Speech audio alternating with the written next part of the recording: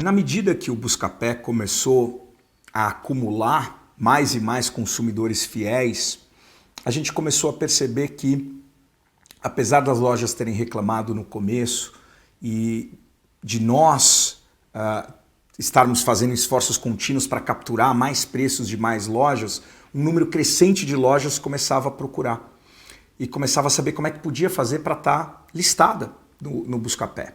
E aí veio a ideia de começar a monetização do serviço, a rentabilização do serviço.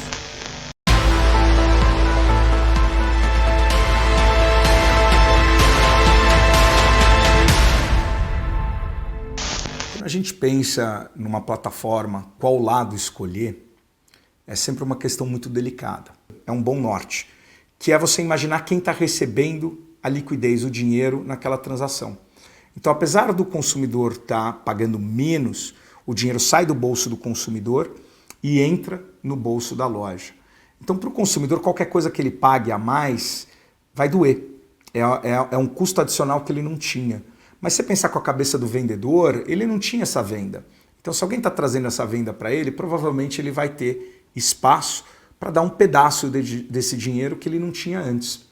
Então, essa é uma boa lógica para você usar para monetizar, para saber que lado provavelmente vai pagar na tua plataforma.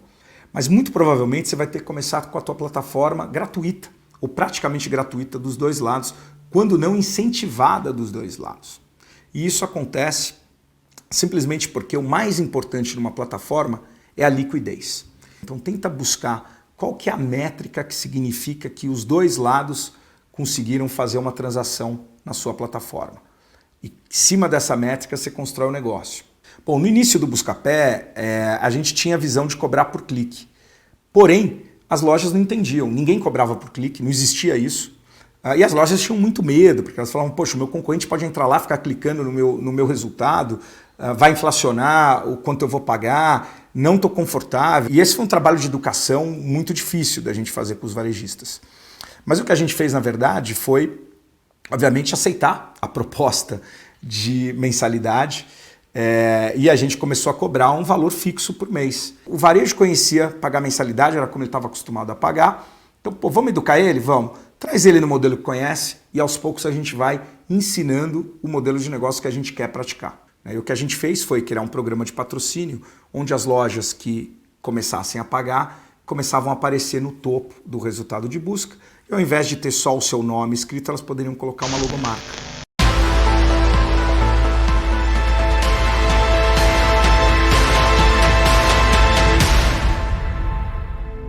Durante a jornada do Buscapé, aconteceu uma crise muito grande. A gente levantou uma rodada de capital semente em 99, depois a gente levantou um Série A mais robusto de 3 milhões de dólares em 2000, mas durante o processo de levantar essa rodada, a bolha da internet estourou.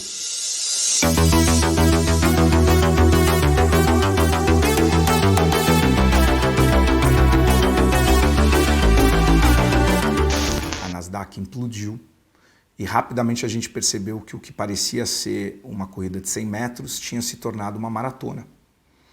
E com isso, ficou claro que a gente não poderia contar com novas rodadas de capital.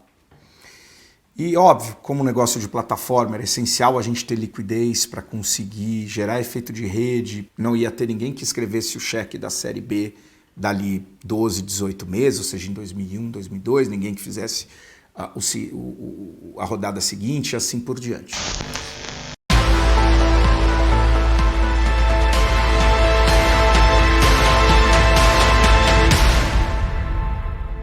E a gente também percebeu que a nossa tecnologia era muito sofisticada e a gente conseguia resolver um problema que todos os grandes portais da época tinham, que era criar a ferramenta de shopping do portal. Então o UOL, o Terra, o Wiki, o Yahoo, o KD, a MSN, todos eles precisavam de shopping. E na verdade a tecnologia do Buscapé funcionaria de uma forma incrível dentro do shopping deles. E a gente começou a licenciar a nossa tecnologia para todos esses parceiros. Então basicamente era pegar todo o engine, toda a inteligência do Buscapé, colocar com uma roupinha de MSN, ou de Yahoo, ou de UOL, e disponibilizar isso dentro do portal dos parceiros como licenciamento. Então esses cliques que eram gerados lá, eles na verdade eram vistos pelas lojas como cliques provenientes do UOL, do Terra, do IG e assim por diante, e não necessariamente do Buscapé.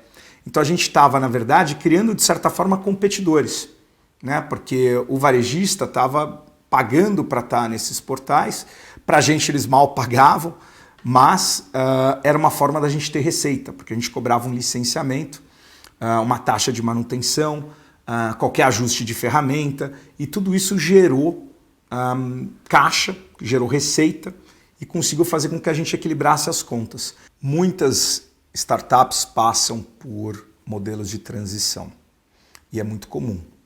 Então, alguns exemplos, o Google, que começou no mesmo ano que o Buscapé, em 99, ele já começou focado em licenciamento de tecnologia. Ele não cobrava por clique, né? Então ele licenciava a tecnologia para os grandes portais e assim foi por alguns anos, quando eles perceberam que tinha uma oportunidade muito grande de fazer o modelo de custo por clique em resultado de busca. Então em 2002, quando a gente atingiu o ponto de equilíbrio, e foi quando a gente começou a cobrar dos varejistas, na verdade a gente pagou as contas daquele ano com o serviço de licenciamento de ferramenta de shopping. Tá? Só 4% das receitas vieram de clique, 4 a 6, alguma coisa assim. A grande maioria veio de licenciamento.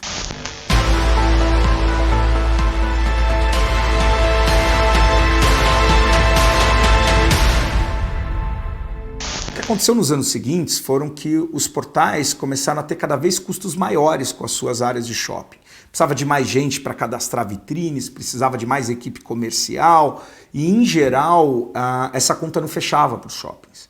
Então, o que a gente propôs em 2003, 2004, 2005, depois que a gente atingiu o ponto de equilíbrio, foi inverter a lógica. Então a gente virou para os grandes portais e falou assim, olha, hoje você tem um gasto tremendo, você tem que pagar para a gente nossa ferramenta é cara, a gente sabe. Vamos fazer o seguinte, eu te dou a ferramenta de graça e eu vou te pagar todo mês em vez de receber. Mas eu vou te pagar um percentual dos cliques que eu vou gerar para as lojas. Eu já tenho um acordo de clique aqui com 1000 lojas, 100 lojas, 200 lojas, o que fosse. E eu vou pegar cada clique e dividir com você esse valor. Então, em vez de você ter equipe comercial, fazer tudo isso, você não precisa fazer mais nada. Você vai entregar a tua audiência para passar por essa minha máquina e o lojista do outro lado vai ver só Buscapé. Ele não vai ver se veio do UOL, do IG, do Terra, do próprio Buscapé, de quem for. Mas como ele já me paga por clique, o clique é algo que eu consigo dividir. Eu vou dividir esse clique com você. Isso foi importantíssimo, porque nesse movimento, primeiro a gente aumentou o nosso volume de cliques para as lojas. E segundo, a gente tirou todos os concorrentes do mercado, que eram concorrentes que nós mesmos tínhamos criado. Então, uma vantagem dessa estratégia de criar o seu próprio concorrente é que é melhor você criar o seu próprio concorrente e controlar ele do que um competidor fazê-lo. Né? E dito e feito, a gente experimentou nos anos seguintes um crescimento estrondoso, a empresa triplicava de tamanho todo ano, e com uma margem de lucro bem alta. Então, depois que a gente viu o break-even, a nossa margem de lucro foi para 40% e assim manteve.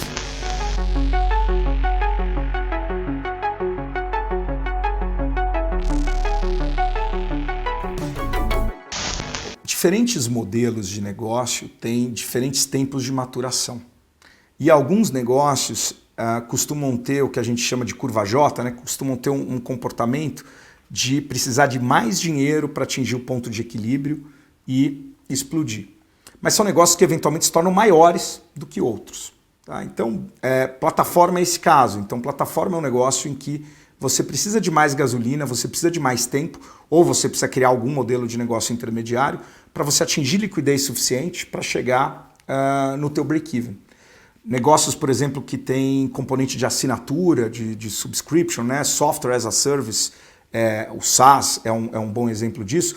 Então, dependendo do teu modelo de negócio, você vai precisar de mais ou menos capital para chegar no ponto de equilíbrio, pela própria natureza e dinâmica dele.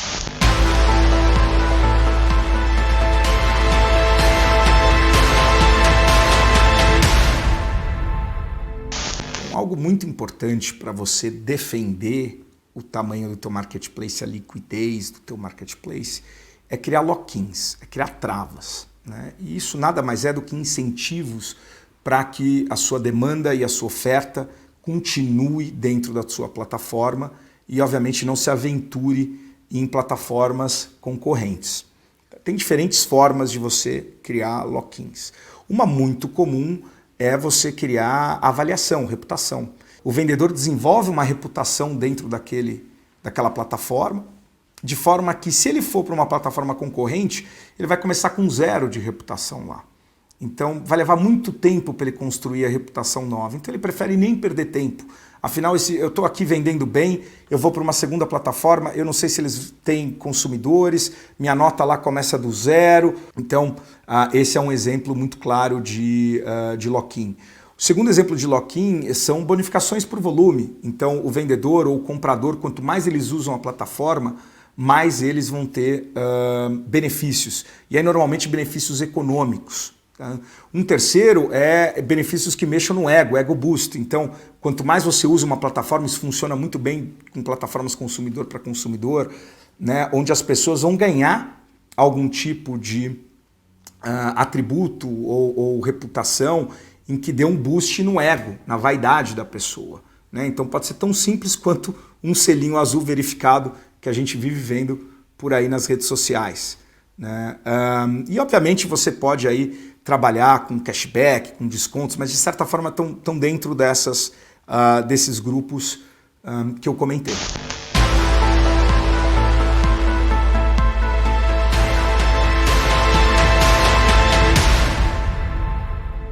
Às vezes o empreendedor ele fica tentado a tentar criar lock-ins que podem ser um tiro no pé. Eles podem, né, atirar para trás, como diz no inglês. Então, um exemplo disso é abusar desse poder econômico da liquidez da plataforma. Então, por exemplo, o Buscapé, no auge dele, gerava 70% das vendas do varejo pequeno. E do varejo grande, cerca de 20%, 25% das vendas na internet.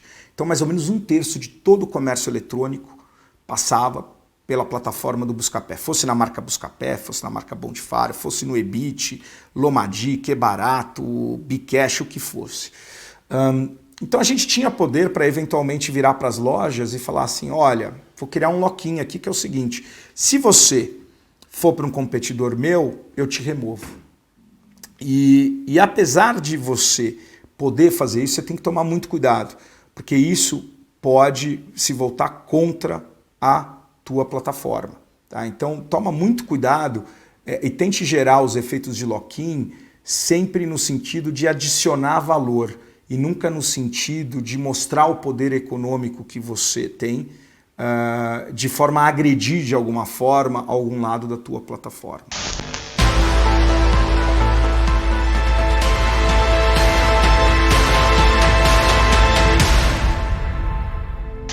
Na medida que a tua plataforma cresce, a tua estratégia também vai mudando. No nosso caso, no Buscapé, a gente usou um modelo de negócio de transição que não só evitava que concorrentes fossem criados, no caso, o licenciamento da tecnologia, mas que também vislumbrava capturar depois essa audiência para gerar mais clique para as nossas lojas. Então é muito importante estar atento como essa dinâmica muda com o tempo. E lembra que você não está sozinho, né? É um grande tabuleiro de xadrez. Cada peça que você mexe, o mercado mexe. O mercado é dinâmico.